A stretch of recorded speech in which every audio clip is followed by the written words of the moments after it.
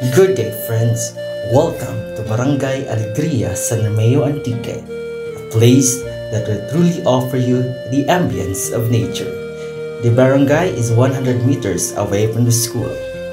Reaching this place is much more challenging as this is 28 kilometers away from the poblacion, 23 kilometers from the nearest public market, passing mountainous terrain.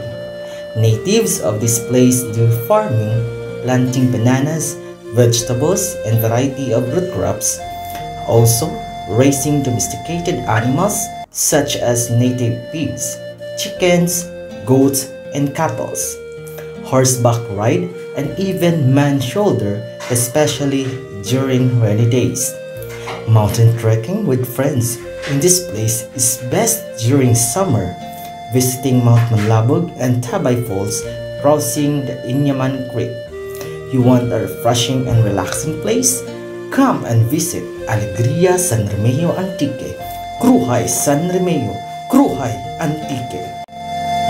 Kinakahidlawan, kinakalangkagan, presko nga palibot, maramig nga kasubaan, berde nga kabukidan, mahagap nga kasapatan, atin balik-balikan, lugar nga inhalinan.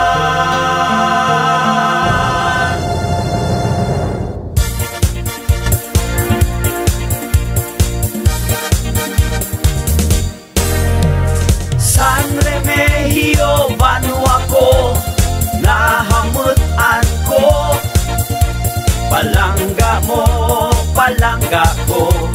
San Remigio, kasubaan kakabukidan, pagaproteksyonan, dinang manggat pagaamligan para sa kabataan. Bisan marayil kami, ikaw pagabalikan, kauswagan, kagalirangan, handeng natin tanan. Suportahan, kagbuligan, ang nagdumarahan, politika, kagpagdengtanay, atin rin ipaiway. Magbuylog kag magtingog, saliwan magabantog, Banwang San Remigio, isinggit ta Hamparo.